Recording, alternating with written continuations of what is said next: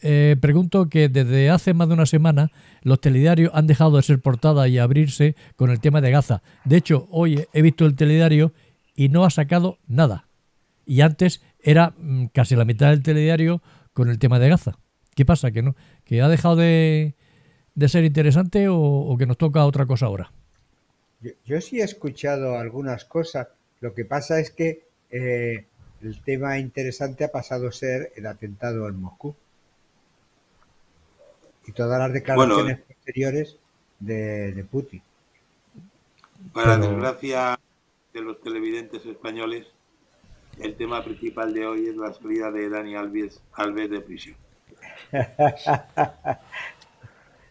Lamentablemente Pero así es. a Gaza, hombre, yo creo que ha habido, que es un tema muy especial, porque afecta a Israel. La declaración de Sánchez, el de Irlanda y otro más que no me acuerdo ahora, de que cuando toque, es como lo de la OTAN, ahora de entrada no y de salida tampoco, pues cuando toque reconocerían al Estado de Palestina, que inmediatamente ha sido contestada por el gobierno de Israel, ¿no? Diciendo que eso era un ataque al Estado de Israel, ¿no? Yo creo que tiene mucho que ver y sobre todo con el equilibrio de fuerzas en el cual Gaza y todo lo que ha ocurrido en Gaza y lo que vaya a ocurrir en las próximas días, semanas y esperemos que no sean meses, tiene mucho que ver con lo que va a pasar en las próximas semanas y ojalá no sean meses en Ucrania y lo que está pasando y lo que va a pasar a partir de junio en la Unión Europea con las elecciones europeas, no hablo de las vascas y catalanas en España, y sobre todo de lo que ocurra en noviembre en las elecciones americanas. Creo que todo ese paquete tiene mucho que ver con lo que la solución que se ponga en marcha en Gaza o en territorio de la antigua Palestina y la que se pueda poner en marcha en Ucrania. Es decir, que yo creo que hay una interrelación muy profunda en todos los conflictos, en los grandes conflictos internacionales. Y ¿Cómo lo ves desde Israel, Aldina? ¿Cómo lo estás viendo tú? ¿Cómo lo estás viviendo? Bueno, yo lo primero quiero decir, yo no sé, no he visto mucho las televisiones de España porque no las veo. Sí, alguna vez televisión española y me parecía también, como me parece siempre muy exagerado, ¿no? La emisión constante y hablar constantemente del tema de Gaza, como pasa siempre cuando hay un conflicto aquí, ¿no? Es como que en realidad, bueno, yo lo veo como no una defensa de los palestinos ni del Estado palestino, sino como un ataque a Israel, simplemente por el hecho de que este es un país en el que viven judíos y tienen los judíos el poder, ¿no? Aquí en Israel, en gran parte, yo digo, a nivel de población, por ejemplo, hablando con la gente, incluso gente que en Israel se considera muy de izquierdas, muy antigobierno, muy anti-Netanyahu, Sí. están de acuerdo en que Israel no puede terminar la guerra sin terminar con Hamas, porque creen que la situación no se puede, o sea, la situación que hemos vivido el 7 de octubre y que hemos vivido naturalmente a menor escala, a pequeña escala, muchas otras veces anteriores, no se puede repetir, ¿no? Entonces, o sea, es muy llamativo que incluso votantes, ¿no? Reconocidos y que se reconocen de lo que es la izquierda israelí, tengan esta idea, ¿no? Y en este sentido apoyen que la guerra continúe, ¿no? en Gaza. Después, a nivel de partidos políticos, naturalmente los partidos de izquierda que tienen relativamente poco poder por el resultado de las elecciones, naturalmente son partidarios de la salida de Gaza, ¿no? Oye, se me ha olvidado primero presentarte, Aldina. Eh, porque claro, cuando presente el vídeo dirá, ¿de dónde apareció Aldina? Aldina, ¿cuántos años hace que fuiste a vivirte? Pues tú eres española, creo que eres asturiana, ¿no? Sí, sí, yo soy de Asturias. Asturiana. Yo soy de ¿Cómo Asturias y vivo en Israel desde el año 97, 96, desde y finales cómo, del año 96. cómo fue esto de irte a Israel? ¿Cómo se hace eso? ¿Cómo fue? En tu caso, No, vamos. me fui, yo, mira, o sea, yo de España me fui a Alemania y viví luego 10 años en Berlín, donde estudié filologías y políticas. Y bueno, pues por los estudios me vine a Israel. O sea, ese fue el motivo, ¿no? Y después me quedé aquí, me sentí bien aquí y también tenía la oportunidad de terminar mi doctorado y lo terminé aquí y ya continué aquí porque, bueno, al año de llegar pude empezar a dar algunas clases en la universidad y de alguna manera eso ya forzó un camino académico, ¿no? Para mí.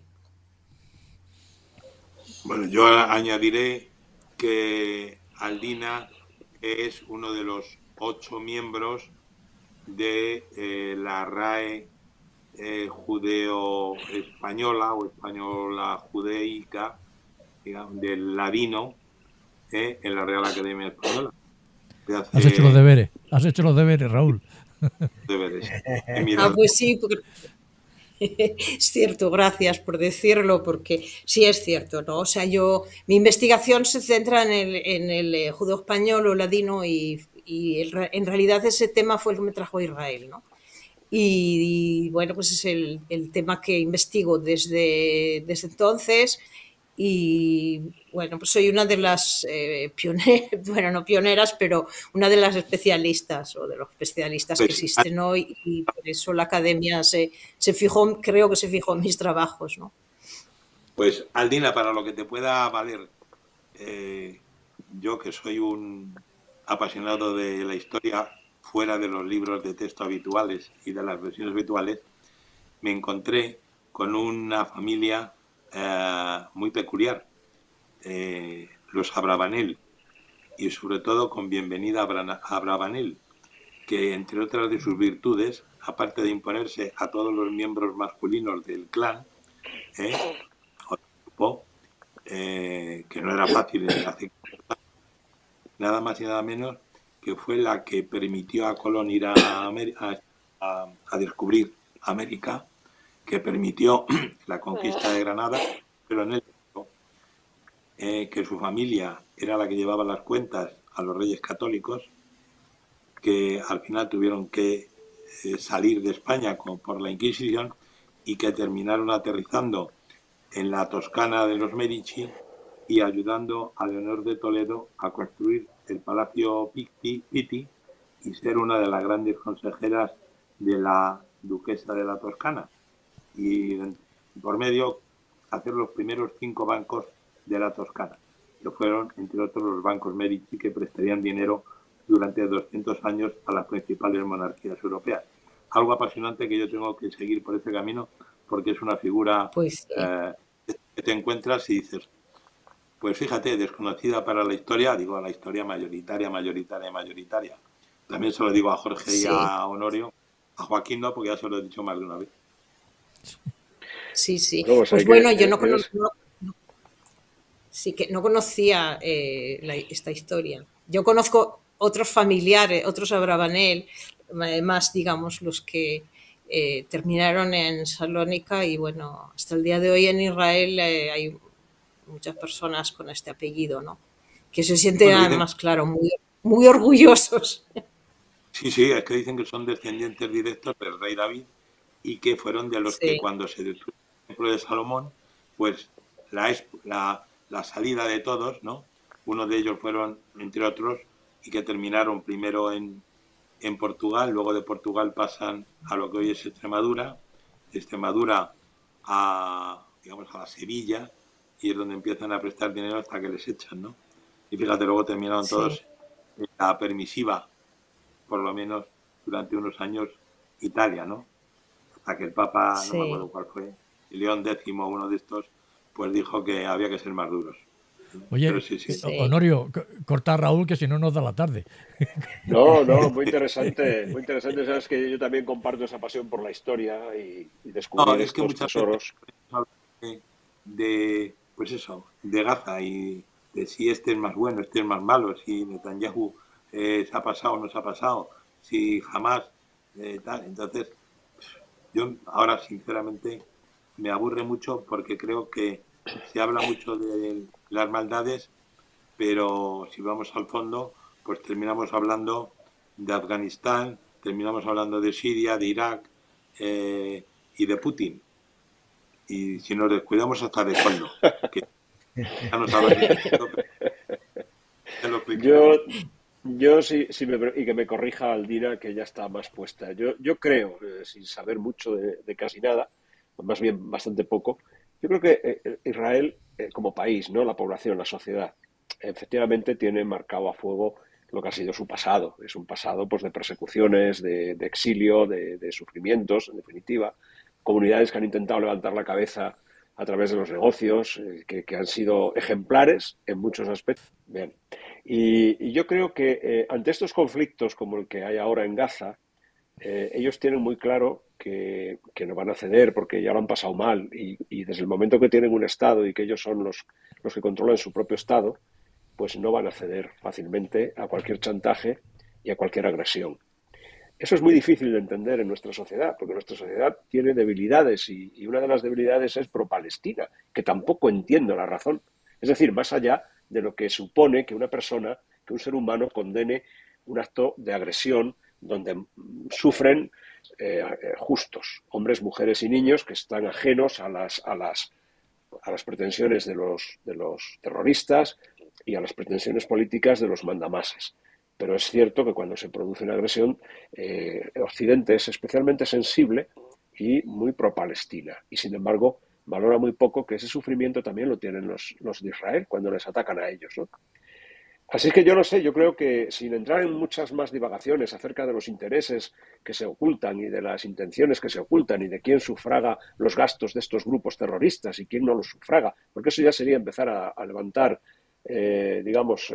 telas para ir descubriendo lo que hay debajo. Y yo no me siento capaz de entrar en eso.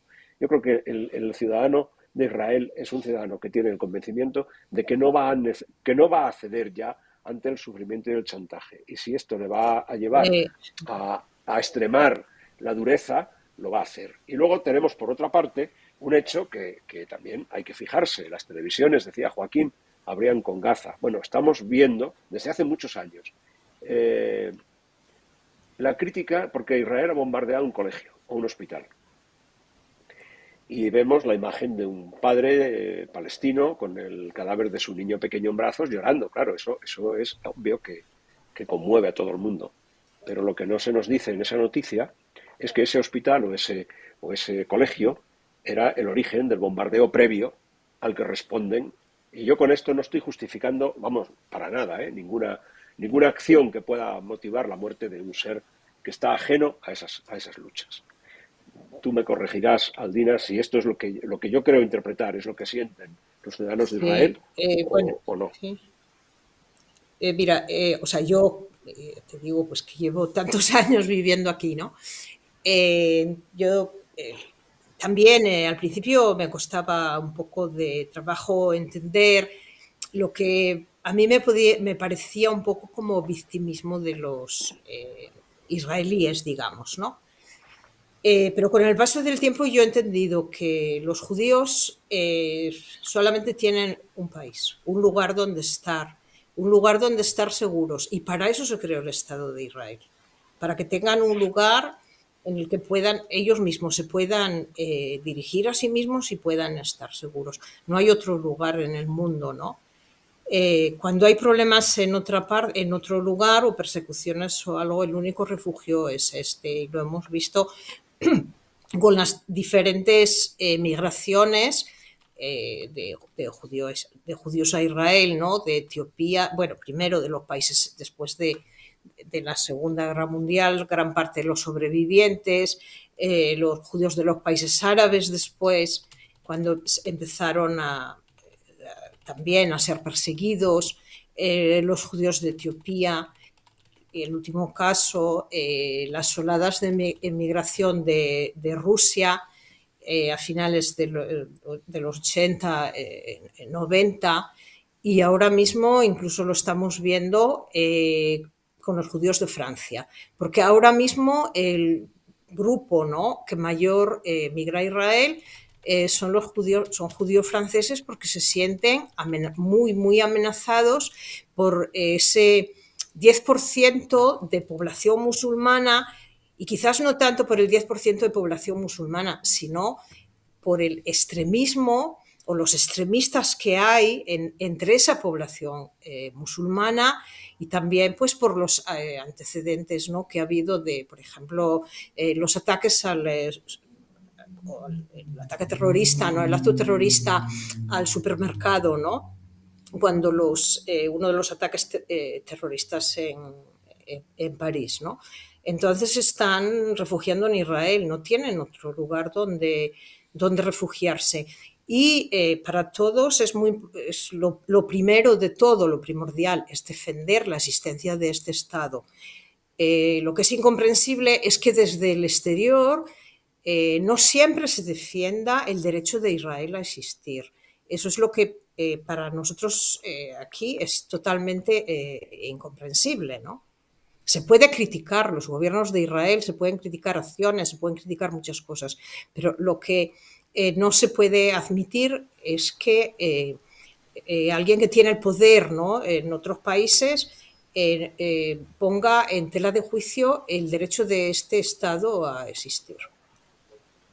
Hay una pregunta que a mí siempre me asalta, es ¿dónde están las claves? Porque después de la Segunda Guerra Mundial, efectivamente, se crea el Estado de Israel, se crea con un tiralíneas, como ha ocurrido en muchos sitios de África, con lo cual siempre los conflictos fronterizos han sido permanentes, pero yo quiero ir un poco más para allá, es decir, y un poco más por ejemplo, cuando salió en el periódico ruso los protocolos de los sabios de Sion.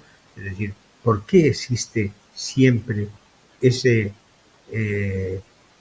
odio o esa discriminación o esa prevención al pueblo judío? ¿Tú eres capaz de darme alguna clave? Bueno, es la historia, ¿no?, del pueblo judío mismo, 2000 años en la diáspora, 2000 años intentando sobrevivir como pueblo, ¿no? A veces en situaciones, digamos, más pacíficas y más permisivas, y otras veces en situaciones de auténtica persecución, y la más terrible de todas, ¿no?, en la época nazi, ¿no? Entonces, el pueblo judío, los judíos han tenido que ser un pueblo y también como un pueblo muy fuerte, pero también como individuos, ¿no? Eso también genera un tipo de cultura, digamos, ¿no?, que es muy competitiva, y los israelíes son muy competitivos. Y yo creo que una de las cosas que molesta mucho es ese carácter competitivo que tiene el judío en cualquier parte que esté, ¿no? Yo me acuerdo una vez, por ejemplo, un ejemplo así, ¿no?, en Alemania, cuando vivía en Berlín con un francés, y me comenta, a él le molestaba mucho, recordaba que cuando era niño en la escuela había también niños judíos, y le molestaba mucho que los niños judíos tuvieran muy buenas notas. Es verdad, en general es así, ¿no? Yo también, o sea, lo compruebo aquí porque soy profesora en la universidad, pero se molesta muchísimo. Digamos, la gran mayoría se molesta muchísimo, más que en cualquier otra parte, ¿no? En otras partes que yo he enseñado, o también donde yo he estudiado, siempre hay, bueno, pues siempre ha habido unos cuantos estudiantes que se han molestado mucho, pero la mayoría, de alguna manera, bueno, pues iban casi a divertirse y a buscar un aprobado, ¿no? Entonces, ese competitivismo, esa, digamos, manera de ser, creo que es una de las cosas que molesta mucho. porque también conduce a una especie, eso es cierto, conduce también a una especie de arrogancia ante el otro, ¿no? O sea, también tengo que decirlo. A mí me parece que los judíos son arrogantes en ese sentido, ¿no?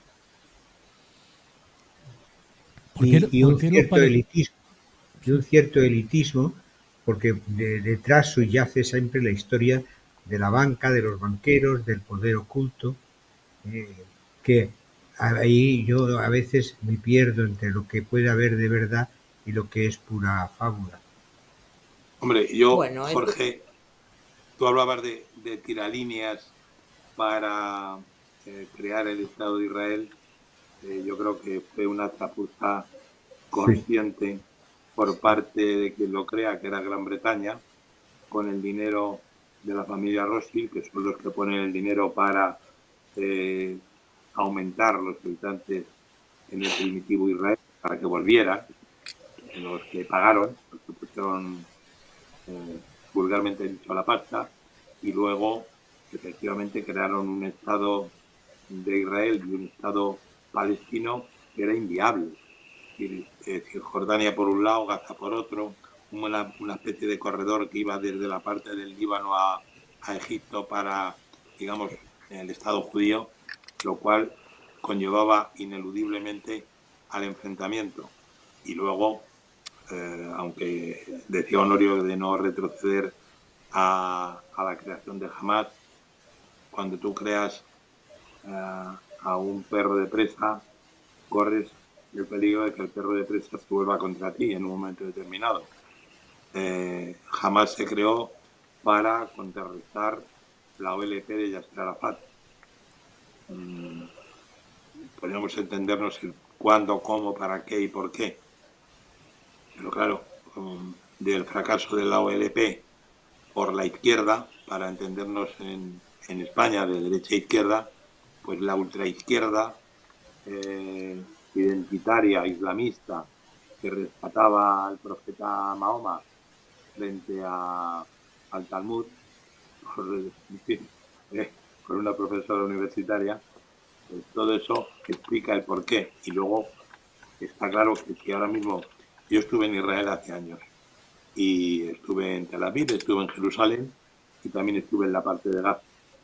Vamos, nos llevaron a mi mujer y a mí, a que lo viéramos.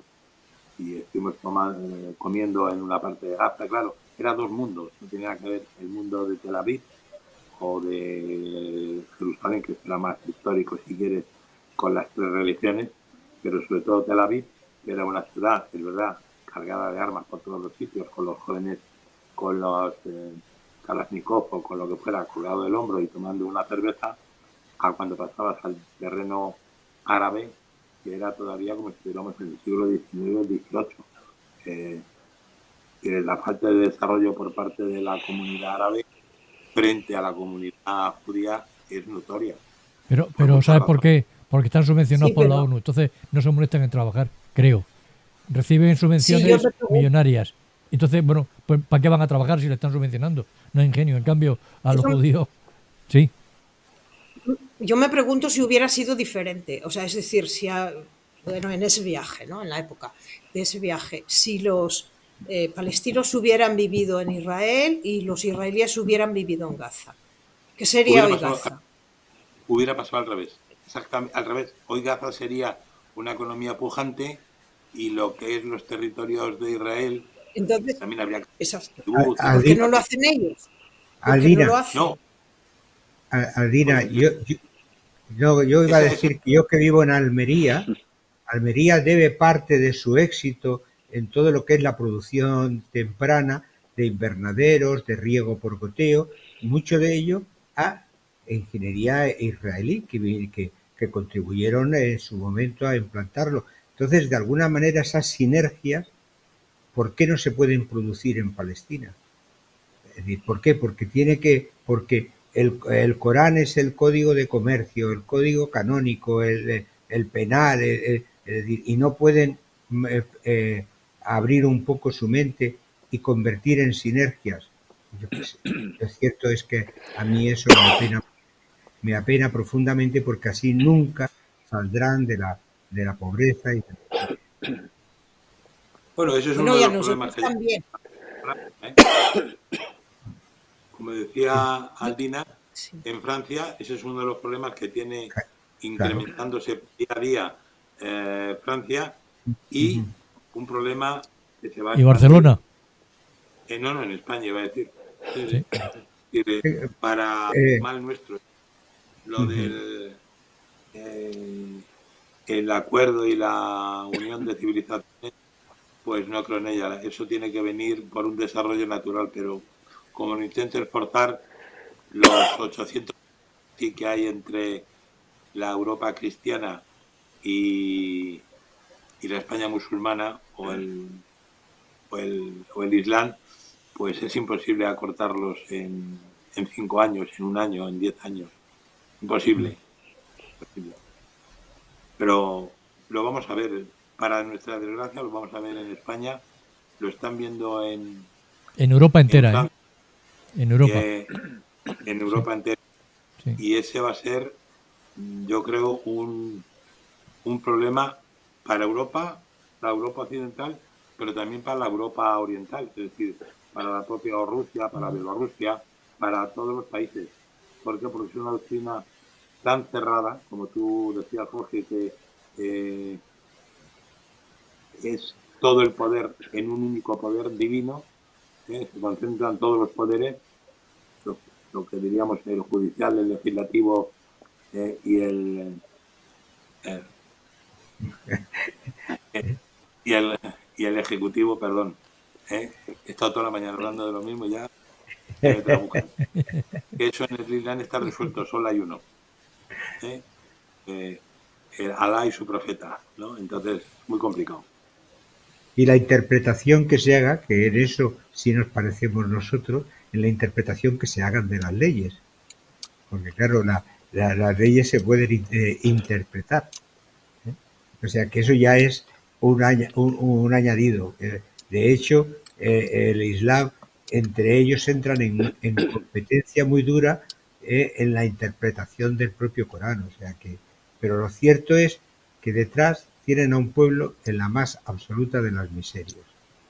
Y eso es lo que cuando tú viajas por alguno de esos países y ves a los niños que son despiertos, que tienen una capacidad, o sea, con 8 o 9 años, te hablan un poquito, pero te hablan en español, te hablan en italiano, te hablan en francés, te hablan en inglés. Resulta que esa gente reconducida, bien dirigida, podían hacer muchísimas cosas, pero realmente lo que hacen es sacrificar su propia vida y la de todos sus congéneres, ¿no? Es un problema de que tienen resuelta la subvención. Entonces, viven de la subvención. No, de hecho, Sí. No solamente por ahí, Joaquín. no, No solamente. bueno, sí, también. Joaquín, las subvenciones, por mucho que parezca, son el chocolate del loro. El efecto multiplicador que da la riqueza, que da la orientación profesional, etcétera, etcétera, no tiene comparación con las subvenciones. Y además, las subvenciones de la ONU, cuando salga el libro mío de la Agenda 2030, me van a matar unos y otros, pero que realmente se queda en los pasillos del Palacio de Cristal de la ONU, se queda gran parte de ese dinero, ¿sabes? Se difumina, se disuelve, se gasifica y después, porque lo que llega realmente a las ayudas es un porcentaje. Sí, no, sí, yo sé que el Pero Banco esa Santander, por ejemplo, manipulación se queda el 40% de lo que va por ahí en donaciones. Oye, Aldina, te quiero hacer una pregunta muy concreta. En el Israel de hoy, se habla, se piensa que Netanyahu es un problema y que ojalá estuviera en el poder otro tipo de político, porque efectivamente todo lo que ha pasado y lo que está pasando sigue pasando, y a mí me parece que la ecuación de 1.500 por 30.000 es inaceptable, y que si se habla de genocidio en Gaza, Netanyahu es un genocida, para que no quepa ninguna duda. Pero dicho esto, yo creo que también, porque luego ese fenómeno se ve a otro nivel en España, por ejemplo, ahora mismo, ¿no? Que los problemas personales y de partido se superponen a lo que sería un problema y una solución de un país, en este caso Israel, y que Netanyahu es un problema para una solución, la de ahora y la de mañana y la de pasado, y que tiene que haber otro tipo de dirigente, como en España tiene que haber otro tipo de dirigente que no sea Sánchez. Sánchez es un problema para España en este Bueno, momento, nos guste. mira, Netanyahu tiene un gobierno similar algo similar a lo que tiene Pedro Sánchez. Tiene un gobierno con muchos partidos, si no, no podría estar gobernando, ¿no? Entonces, bueno, sufre el mismo chantaje que sufre Pedro Sánchez. El problema es también, pues eso, que aquí estos partidos son, algunos de ellos son de verdad son de extrema derecha. Totalmente de extrema derecha, y eso también coacciona mucho, ¿no? Por otro lado, ¿qué piensa la gente? Yo, toda la gente que conozco, o sea, todo el mundo piensa que Netanyahu es un peligro, que Netanyahu no puede seguir. Ahora, hay dos opiniones, hay dos posturas. Una es, si Netanyahu tiene que dejar el gobierno ahora y convocar elecciones, o si Netanyahu, o si hay que esperar a que termine la guerra, porque es mejor tener un gobierno a no tener gobierno.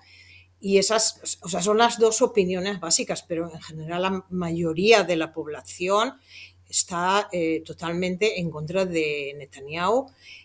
Bueno, creo que fue ayer o antes de ayer en el canal de televisión 12 de Israel, que es un canal privado, me he quedado asombrada porque ese canal tiene incluso un anuncio en el que en ese anuncio publicitario se acusa a Netanyahu como culpable de todo lo que ha pasado, ¿no? Algo que para mí es inimaginable que en un país se pueda colocar, ¿no?, en una televisión un anuncio en contra del presidente del gobierno. O sea, ya no es decirlo de palabras, sino que es un anuncio de la propia cadena de televisión. Bueno, eso me parece, por un lado, que es libertad de prensa, por lo tanto, en ese sentido, sí. estáis mejor que nosotros, sí. Porque eso aquí no sería posible, o sea que de alguna manera, pero sí es cierto que las extremas derechas hacen mucho daño, pero las extremas izquierdas no se puede decir el daño que hacen, porque normalmente acaban con absolutamente todo, por lo tanto ya no se puede decir. Pero Jorge, permíteme un paréntesis. Las extremas derechas hacen mucho daño. Las extremas izquierdas no se puede decir lo que hacen. No se puede decir porque te tienen amordazado. Pero aunque mirando con parámetros españoles, que claro, que estamos hablando de extrema derecha, llegaríamos a Vox, pues Vox es una derecha en el sentido clásico. Cuando hablamos de extrema derecha de Israel, Aldina no lo puede contar, son bastante más extremistas en todos los sentidos. Es lo que yo quería en lo religioso, precisar. En lo social, en muchos aspectos. O sea, que es que sí hay una diferencia. Aquí normalmente por izquierda, digamos, el primer criterio para definir lo que es izquierda, por ejemplo, es la gente, o sea, es la gente que pertenece a partidos que están a favor de la creación, digamos, inmediata, de siempre, ¿no?, de dos estados, o sea, de reconocimiento del Estado palestino. Y la derecha, pues bueno, es lo que representa Netanyahu y más hacia la derecha. Ahora, la extrema derecha aquí es que, en mi opinión, es racista. O sea, no es solamente, no es una extrema derecha, no es Vox, es otra cosa. Es realmente racista, ¿no? O sea, se ve, hay ministros, los ministros de los partidos de extrema derecha del gobierno de Netanyahu, que son religiosos, pero no son los ultraortodoxos, no hablo de los ultraortodoxos, hablo de los, lo que se llaman aquí los nacionalistas, ¿no? De verdad, constantemente, o sea, abiertamente hablan, vamos, de terminar con los palestinos, de, bueno, cosas terribles, ¿no? Aldina, Sí. y otra pregunta. Déjanos que te exprimamos en este Hay una primer... cosa que yo quizás quiero mencionar algo sobre también, porque en Israel también el 10% de la población es árabe. Sí. Hay árabes cristianos, pero la mayoría de ese 10% son árabes musulmanes. Bueno, pues claro que es posible, que es posible, o sería posible, ¿no? Crear un Estado palestino pues normal, donde la gente se ocupara de la vida diaria y de trabajar y de estudiar y de cumplir con su profesión, etcétera, etcétera. Porque eso en Israel sucede. O sea, los árabes israelíes, musulmanes y cristianos, pero sobre todo musulmanes, hoy día se encuentran en todos los estratos sociales. Hay profesores de universidad. Yo voy a la farmacia, a las farmacias que yo tengo que ir, que aquí pertenecen a las cajas de seguros, todos los farmacéuticos son árabes. En Israel hay cantidad de sectores, pero no estoy hablando de limpieza o de cocineros, estoy hablando de profesiones de verdad de prestigio, ¿no? Donde hay árabes. En la televisión israelí, en las televisiones israelíes, hay periodistas árabes musulmanes. Por ejemplo, precisamente el que da la información política en la cadena 11, que digamos que es la que tiene financiación del Estado, es un árabe israelí.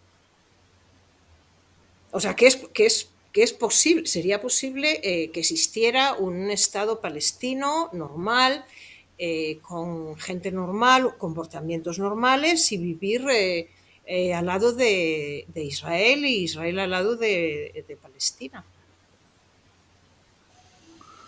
Yo soy más pesimista que tú, pero bueno, ojalá tengas, Bueno, digamos soy que... optimista, pero en Israel yo lo veo, o sea, mira, un tercio de mis estudiantes son estudiantes árabes y además estoy viendo que, bueno, cuando se abrió las universidades, ¿no? A todos los estudiantes árabes, eh, digamos, el nivel con el que llegaban a la universidad era bastante bajo, mucho más bajo que el de los israelíes. Pero en estos años han subido de nivel muchísimo, porque prácticamente no hay diferencia ya entre el nivel con el que llegan los estudiantes árabes y los estudiantes judíos. Por otro lado, el gobierno de Israel y las universidades tienen unos acuerdos que financian anualmente un año entero de estudios que serían una especie de estudios preuniversitarios exclusivamente para los estudiantes árabes. O sea, estudia este preuniversitario antes de entrar a estudiar en la universidad, pero que ya tiene lugar en la universidad. El primer año de universidad, el gobierno de Israel y las universidades les financian un año entero para que aprendan bien hebreo. Sí, hay muchos que llegan ya sabiendo hebreo. Por ejemplo, si son de Jerusalén saben hebreo, pero si son de la periferia suelen llegar sin saber hebreo. Un año entero les financia los cursos de hebreo y los cursos de inglés también, si no tienen suficientes conocimientos de inglés. No, si mi pesimismo no es por el lado... Cuenta nunca de Israel, ¿no? Es por el lado árabe y mi memoria se remonta al Líbano liberal, que fue destruido entero. Era una democracia, un país próspero, libre, comercialmente un punto de encuentro, y fue destruido precisamente por el radicalismo árabe, no por otras cosas. Pero la pregunta que te quería hacer es, sí. ¿Se cree en Israel que un cambio en la Casa Blanca puede favorecer un desarrollo pacífico hacia una solución en lo que es Palestina? Es decir, el Estado de Israel es palestino. Es decir, si Trump vuelve a gobernar, no. Hay unas relaciones, no se espera nada bueno. Hay unas relaciones muy problemáticas entre, bueno, con Trump y Trump con Israel, ¿no? No se espera nada bueno, en absoluto. Aquí vamos, yo creo que todo el mundo preferiría que siguiera un gobierno como, bueno, Biden o el partido de Biden. Los demócratas, sí. Sí, los demócratas, sí. Sí, sí.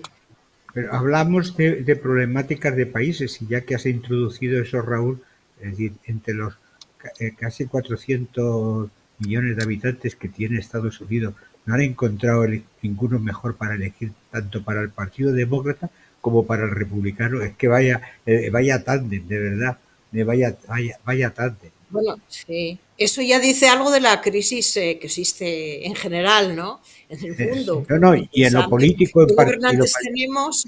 Sí, Estados Unidos, vamos, ya es lo más extremo, pero pensemos también, hablamos de Netanyahu en Israel, o en Sánchez. Y anda que en Europa. Incluso, ¿no? Se refería a Macron, no sé, los cambios, ¿no? Que pega. Bueno, en fin, hay una crisis total, ¿no? De la clase política, ¿no? Oye, ¿qué os parece esos tambores de guerra que parece que se están olfateando por toda Europa? Porque cada vez te van soltando una pildorita de que Rusia nos va a invadir, que hay que armarse, que hay que tal, que hay que mandar gente a Ucrania porque Putin no puede ganar, que tiene que ganar Ucrania. ¿Cómo veis esa deriva que hasta la ministra nuestra de defensa ya está diciendo que hay que prepararse para tener un ejército bien condimentado, vamos, bien preparado y pertrechado, y que hace falta gastarse dinero y quitárselo de otros sitios, claro, del tema social? Mi opinión, y luego de hablarlo todo, yo es, si a un país o a muchos países les preparan para la guerra, termina habiendo guerra. Es un imperativo. Y si tú históricamente en Europa, cuando han intentado al oso ruso, no a Putin, sino a lo que representa, tú hablabas del espíritu Aldina, del espíritu de Israel, pues también, como pasa en muchos países, son zonas, el espíritu ruso está por encima de Putin. Otra cosa es que ahora se plasme a través de un dictador como Putin y una minoría dirigente que proviene de la KGB, con lo cual pues no es precisamente hermanitas de la caridad ninguno de ellos, ¿no? Pero sí. Si tú lo intentó Napoleón y fracasó, lo intentó Hitler y fracasó, y tú sigues cercando a Rusia, la Rusia de hoy y la de mañana. Rusia no sabe sufrir mucho, sabe, o sea, sí, son especialistas en sufrir. No se va a aguantar para desaparecer como país. Hoy has visto el debate de hoy que dice que 80 miembros de operaciones especiales de España se han desplegado en Georgia. Pues una noticia mala para España. Pues, porque intentar son tiradores de precisión adiestrados en España. Creemos que en España hay bases americanas muy importantes, sobre todo en Cádiz, donde hay una base militar, dos bases militares de suma importancia para la OTAN y para el control del estrecho y la posible salida desde el Mediterráneo al Atlántico. Si tú cierras la puerta del Báltico entre Finlandia, Suecia, Dinamarca por un lado y las repúblicas bálticas por otro, para la posible salida al mar de Rusia, y solo tiene una salida por el Pacífico, arriba del todo, que está helado la mitad del año más, su única salida es hacia arriba, hacia el espacio, y eso es muy peligroso. Cuando hablan de armas controladas desde el espacio para hacia abajo, esto mejor que no se ponga en práctica, por el bien de todos los que estamos aquí y de los que vienen después. ¿Qué os parece, Raúl? O sea, que al final estás diciendo lo que dijo Einstein, ¿no? O sea, no sé cómo será la tercera guerra mundial, pero la cuarta sé que será con palos y piedras, ¿no? O sea, eso es un poco lo que estás vislumbrando. Pero que yo diría perdona, te he interrumpido. No. No, que yo diría... Es muy interesante. Yo diría solamente una cosa, que es cierto que cuando se prepara un pueblo con armas acaba yendo a la guerra, pero tampoco se puede ser ingenuo, como hemos estado en los últimos años creyendo que con la caída de del telón de acero, etcétera, etcétera, todos nos habíamos vuelto buenos y éramos santos y beatíficos, ¿no? También eso lo pienso. Sí. Oye, ¿qué país en Europa no tiene ejército? ¿Qué parte Que tiene? nunca nunca tiene dio ejército. Suiza. No lo tiene. ¿Cuál? Suiza, ¿verdad? Sin embargo, es un país próspero, rico, con todas sus consecuencias, en fin, y con todo lo que más o menos podemos pensar y sabemos, pero no necesariamente si tú te armas, eso de si quieres la paz, prepárate para la guerra, ese es un principio que yo considero bastante falso, pero bueno, tan discutible como otros tantos. Yo, sin A mí embargo, me sí. gustaría,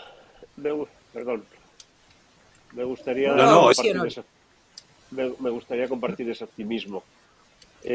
Vamos a ver, dicen que las comparaciones son odiosas. Suiza es un pueblo que se asienta en 4 cantones en las montañas en mitad de Europa. Para los españoles tuvo una posición estratégica cuando íbamos por el camino de Flandes a la Valtelina y por ahí, pero en el concierto internacional de ahora yo creo que no tiene mucha... Ahora bien, es un país próspero, con una industria poderosa y, en fin, es un ejemplo. Nosotros estamos donde nos ha tocado, en una zona estratégica que es el estrecho de Gibraltar. Es una posición que tendremos que aprender a explotar mejor. Porque yo creo que el error de España somos los españoles en muchos casos, ¿no?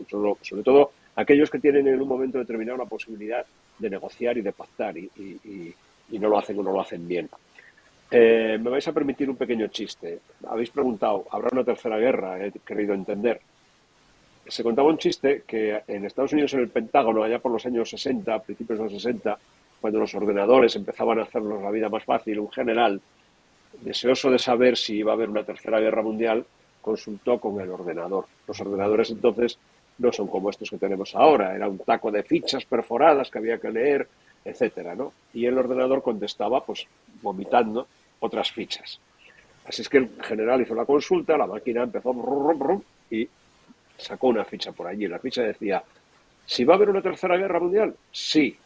Claro, el general, deseoso de saber más cosas, le pegó una patada a la máquina y le dijo, ¿sí qué? Y la máquina volvió a enredar por allí y sacó otra ficha que decía, sí, mi general. Pues yo creo que eso responde. Sí habrá. Claro que va a haber. ¿Cómo no va a haber? Entre otras cosas porque son inevitables. Las guerras y los conflictos son inevitables. Y a mí me parece muy bien que nos escudamos en el buenismo de qué bueno es el mundo, qué maravilloso, donde hay una bala, pongo una flor. Bueno, tú pones la flor, pero el que está al lado tuyo a lo mejor pone una bala de cañón. Entonces no puedes pensar ni entregar, tendrás que estar preparado por lo que pueda ocurrir. Y en el mundo, como en la vida, te respetan si te haces respetar. Y eso estamos hablando con Aldina, que está viviendo en un país que lo tiene muy a flor de piel. Es que es así, y a nosotros nos iría bien no perdiendo de vista las coyunturas internacionales que estamos viviendo. O sea, empezó la guerra de Ucrania, no sé muy bien por qué misterio, pero bueno, Ucrania se iba a comer a Rusia con patatas fritas. Resulta que no es tan fácil. Es más, el Zelensky anda como un pordiosero por todo el mundo pidiendo armas, aviones, carros de combate, pólvora, todo, dinero, soldados, necesita de todo. Pues entonces, ¿cuál es la situación? ¿Nos están contando la verdad los reporteros o hay una historia ahí que no queda clara? Y Putin se iba a morir, tenía cáncer, iban a acabar con él también, pero, sí. No, pero escucha, Putin es todo lo que quieran que sea. Yo no voy a defender a Putin, no, faltaría más. Pero joder, con perdón. ¿No nos acordamos cuando los misiles en Cuba? El señor Kennedy, un demócrata, ¿qué es lo que hizo? Armar una barrera de barcos para impedir la entrada en el puerto de La Habana de todos los barcos que iban de la antigua Unión Soviética. O sea, Putin en la puerta de su casa han empezado a armar una juerga y ha dicho, hasta aquí hemos llegado. ¿Ganará o no ganará? Yo no lo sé, porque yo no soy un estratega militar ni tengo conocimientos pero hasta ahora se ve que no está la cosa muy clara a favor de Ucrania. ¿Qué está haciendo Ucrania? Reclamar. ¿Y qué hace Biden? Empujar a sus socios, señores, denle dinero, denle armas, denle soldados. Claro, él no los va a dar. Faltaría, bueno, no sé si los va a dar, porque como está gaga, igual le da por saludar a su sombra en una pared o cosas por el estilo. Pues no lo sé, pero no parece claro. ¿Que va a haber un conflicto? Es fácil. Rusia tiene capacidad para organizar un sarao en Europa? Yo dudo, creo que no. Es un país poderoso, lo es, pero creo que no. Rusia tendrá capacidad con la ayuda de los chinos, que son sus socios, y algunos otros países. Pero, sinceramente, yo no veo que Rusia tenga capacidad para desencadenar un conflicto. Desencadenarlo sí. Protagonizarlo y llevarlo a últimas consecuencias, creo que no. Pero que puede haber y que lo va a haber, yo creo que nadie puede dudar de que en un futuro, más allá o más acá, va a haber otro problema. Que vendrá por el lado de los árabes, que vendrá por el lado de los chinos, que vendrá, no sabemos. No sabemos, pero sí, todo apunta ahora mismo. La guerra es un instrumento de desarrollo de la civilización, nos guste o no. Sin duda. A lo largo sin duda. Y de reseteo. Sin duda. Y la paradoja, desde el principio del problema de Ucrania, que no empieza en el año 2020 ni 22. Empieza en el 2014. Empieza en el año 14, sí. Con la entrada del batallón Azov, mandado por la mafia, una parte de la mafia ucraniana, como Joaquín y yo sabemos, los nazis, explicó en el tema de los servicios españoles hace unos cuantos, yo creo que el año pasado o hace 2 años. ¿Te acuerdas, Joaquín? Sí. Comiendo con él. Bueno, la paradoja es que Rusia no puede perder y Rusia no puede ganar. O Putin no puede perder y Putin no puede ganar. ¿Y cómo resolvemos eso? ¿Cómo resuelven eso? Ese es el problema donde estamos ahora. Perdón. Adina, ¿cuál es la posición de Israel respecto a China? Bueno, Israel tiene... O sea, Israel en los últimos años mira mucho hacia Asia. Tiene muy buenas relaciones buenas relaciones con China, con Japón, con Corea del Sur, especialmente con esos 3 países. Pero sí que mira muchísimo, mira mucho a China, y de hecho hay un hecho que, quizás es significativo, pero en los últimos años el gobierno de Israel daba 200 becas para estudiantes asiáticos, no para de otros países. Es decir, el interés es muy grande, y yo diría, Israel ya no mira a Occidente, Estados Unidos, sí, pues porque Estados Unidos, digamos, por ahora o hasta ahora, es de alguna manera el único país en el que Israel confía, no porque los israelíes sean más guapos, sino porque a Estados Unidos pues le interesa, ¿no? También. Pero yo diría que en los últimos años Israel especialmente mira hacia Asia, y sobre todo económicamente. Incluso que ahora se considera un error, pero todos estos negocios que hizo el gobierno de Asia para conseguir el permiso de puertos, ¿no? De los principales puertos en lugares estratégicos en todo el mundo, el gobierno no este gobierno de Netanyahu, el anterior, el error de llegar a un acuerdo para que los chinos puedan usar el puerto de Haifa, ¿no? Sí, pero eso ha pasado en Grecia, en diferentes sitios de Hispanoamérica. Efectivamente, China se está posicionando no por la fuerza como Putin, pero de alguna manera su invasión es exactamente la misma. Sí. O sea, es algo bastante inusual, ¿no? En Israel, una decisión así. Por eso que, ya cuando se tomó, aquí fue criticada, pero en los últimos meses he oído, a muchos especialistas, exaltos cargos del ejército, etcétera, que lo consideran un error garrafal. Sí, la próxima guerra igual viene por China, vete a saber. Sobre todo porque los americanos, algunos americanos están muy celosos de que China pueda ser pueda comer el terreno a Estados Unidos en cuanto a gran potencia mundial. Y es que Estados Unidos Atlántico. Yo creo que se lo ha comido, ¿eh? Yo creo que ya se lo ha comido. Sí, yo creo que sí. Es que Estados Unidos está teniendo muchos problemas sociales también. Con mucha gente de acogida y muy subvencionados. O sea, está teniendo problemas muy similares a los países europeos occidentales. Y ese es un problema. La Norteamérica profunda no se parece en nada a la costera, tanto en el Atlántico como en el Pacífico. No tiene nada que ver la zona de Los Ángeles o Nueva York, Washington, con lo que es Texas, el centro de Estados Unidos. Y cualquier día nos encontramos, no obviamente con una guerra civil, pero sí con unos enfrentamientos que vayan más allá de lo que es la dialéctica. Sí. Bueno, ya habéis visto que se han despertado los viejos rencores de la famosa guerra de secesión, ¿no? Se ha vuelto a reivindicar a los confederados y ha habido problemas con eso, sí. Las heridas de las guerras civiles permanecen durante generaciones y generaciones. Desgraciadamente. Sí. Y que los occidentales somos muy dados a guiarnos por el pasado y por la ideología. Mientras que los asiáticos, por lo menos en concreto China, parece que se guía más por el futuro y por el pragmatismo.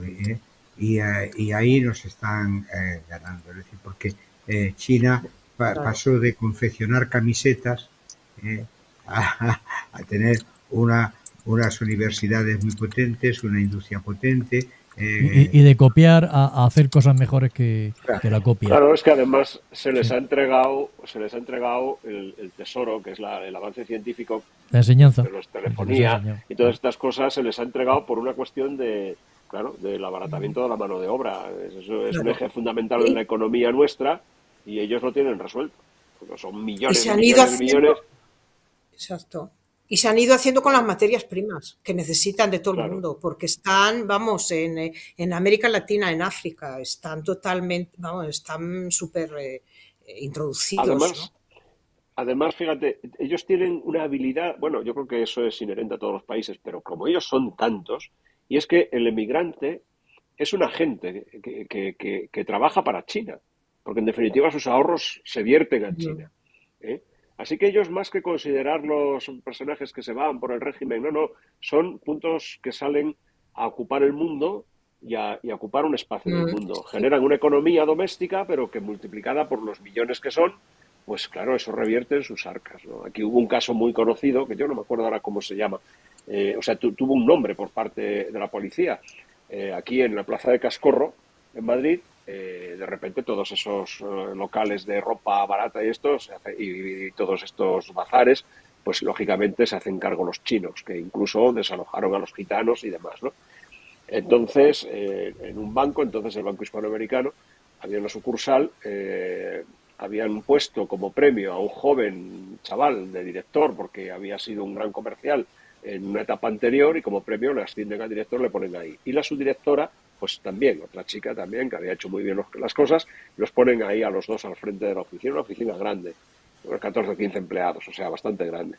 Y bueno, de repente, pues claro, el Banco de España empieza a exigir tener unas lógicas, los papeles en regla, ¿no? Y sobre todo de extranjeros. Entonces, ¿cuál era el funcionamiento? Para hacerlo breve, pues bueno, pues que miles de chinos, o sea, es decir, o cientos, no sé cuántos, muchos abrían cuentas personales. Iban haciendo ingresos en sus cuentas. Y en un momento determinado, todos transferían a China a una o dos cuentas. Qué curioso. El Departamento de Inspección del banco gestiona ese tema, porque claro, no llama la atención que tú ingreses en tu cuenta 2.000, 3.000 o 4.000 o 5.000 euros. Llama la atención que en determinadas fechas hay un volcado de una sumas muy importantes a través de operaciones bancarias que al banco no le dejan beneficio, como es una transferencia. Pero más allá de cobrar una comisión, el banco ese dinero lo que quiere es reinvertir en bonos, en fondos, en lo que sea, ¿no? Y claro, si ese dinero que lo tienes en tus activos se te va, pues lógicamente, ¿qué vas a cobrar de ahí? Una comisión. Entonces, bueno, empiezan a hacer las averiguaciones oportunas y deciden hacer una inspección en la oficina. Cuando llegan a la oficina, empiezan a inspeccionar la documentación y descubren pues varias cosas. Primero, que están incompletas, es decir, casi todos ellos carecían de un DNI o un pasaporte, o un NIE, vamos, o el pasaporte, etcétera, etcétera. Cuando van a hablar con los mandamases, que son los empresarios, muchos de ellos se niegan a hablar con el banco pensando que los que van son inspectores de Hacienda. Y al final ya está con la policía y al final, pues bueno, se descubrió la cosa. O sea, ¿era ilegal lo que estaban haciendo? No era ilegal, pero tampoco eso era el procedimiento, digamos, oficial. Había que hacerlo de otra manera. Y desde luego, pues yo no sé cuál fue el resultado al final de ese tema, si se les sancionó, no se les sancionó, se les canceló la cuenta, no sé cuál fue el resultado. Pero eso ocurrió, eso tuvo un nombre, operación no sé qué. O sea, pues fijaros eso, que es solamente una oficina, es solamente en un lugar, como es la Plaza de Cascorro. Pues eso multiplícalo por todos los países occidentales donde hay una comunidad china más o menos importante. Y luego ellos son muy respetuosos. El día a día, si tú te alquilas, yo es que tengo un local en Vallecas, alquilaba a los chinos, en Vallecas porque no me lo alquila nadie, y está casi a precio de saldo, es casi para evitar que se te metan ocupa. Bueno, pues ellos son tremendamente respetuosos con los contratos. Cuando la pandemia, ellos fueron tremendamente respetuosos en el pago. Bueno, yo les compensé también diciendo, bueno, pues mira, vamos a hacer un arreglo para que estos meses, hasta que levantéis cabeza y tal. Y ellos son tremendamente fieles a eso. Es como una conducta que tienen grabada de no interferir con los lugareños para no crear mal ambiente, para dar un voto de confianza. Están súper organizados, tienen sus gestorías. Estoy hablando de chinos ya nacidos en España, incluso en segunda generación. Chavales con estudios empresariales, económicas, derecho, dobles titulaciones, o sea, les pasa un poco lo que a los israelíes, ¿no? Son tremendamente aplicados, tremendamente listos, y ellos dan una cobertura porque manejan los dos idiomas, y dan una cobertura a su gente fenomenal. Incluso a mí, o sea, a mí me ofrecieron, oye, si quieres que te llevemos un alquiler que no vale nada y una liquidación de IVA trimestral, no merece la pena. Bueno, pues nosotros te ofrecemos, si tú quieres que te llevemos las cuentas, te lo hacemos sin problema. Vale, muchas gracias. Tremendamente eficaces. Ahora, son miles y miles y miles los que hay por ahí, y eso es una economía que a China pues le favorece también, claro. Los ingresos Ya hemos pasado una hora de tertulia. Yo creo que vamos a dejarlo y nos citamos para la semana que viene, si os parece bien. Intentaremos que nuestra corresponsal que tenemos en Buenos Aires se incorpore y nos dé la visión de cómo le va con Milei, que va a ser interesante pensar una persona que vive en una zona dominada por el kirchnerismo, porque el gobernador de Buenos Aires es Kicillof, que es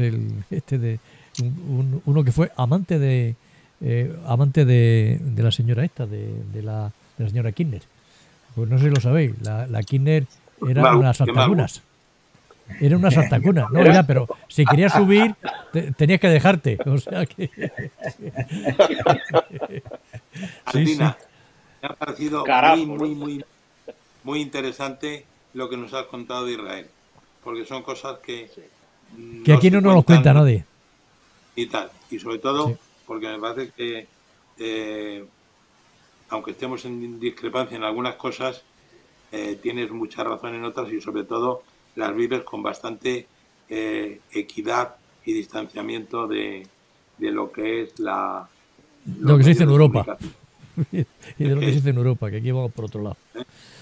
Te lo agradezco un montón. Yo lo que conozco, o sea, de lo que puedo hablar más o menos, es de la vida diaria en este país, ¿no? Y normalmente eso nunca se cuenta, de cómo se piensa, cómo se vive, cómo viven mis estudiantes, por ejemplo, ¿no? Que han estado en Gaza, algunos, ¿no? Y han vuelto, y yo no les pregunto si han matado a alguien o no, pero ellos cuentan a veces, y como con algunos tengo confianza, por ejemplo, una cosa que sí me ha llamado y que explica también un poco de lo que pasa en Gaza, ¿no? A veces hay gente en Israel que también puede pensar pues que todos los gazatíes son terroristas, Pues mira, hay soldados que han vuelto y me han dicho, a mí me han ayudado mucho. Mucha gente de gazatíes me han pasado mucha información para encontrar a terroristas, porque hay mucha gente también, eso no se cuenta, hay mucha gente que han vivido aterrados con ese régimen, ¿no? Impuesto por Hamás, y que también encuentran una liberación en que Israel o alguien termine con ese régimen, ¿no? No quieren vivir así. Gente que no ha podido salir nunca porque no les han dejado, pues queriendo haber abandonado Gaza, etcétera, etcétera. O sea que yo tengo experiencias, digamos así, personales con gente de la calle, del trabajo, y que normalmente nunca se comentan en los medios ni se cuentan, ni nada. Muy interesante. Bueno, Sí. pues si os parece bien, damos por clausurado y la semana que viene os cito de nuevo y muy agradecido a todos. Ok. Bueno, pues gracias por organizarlo y Dios. hasta pronto.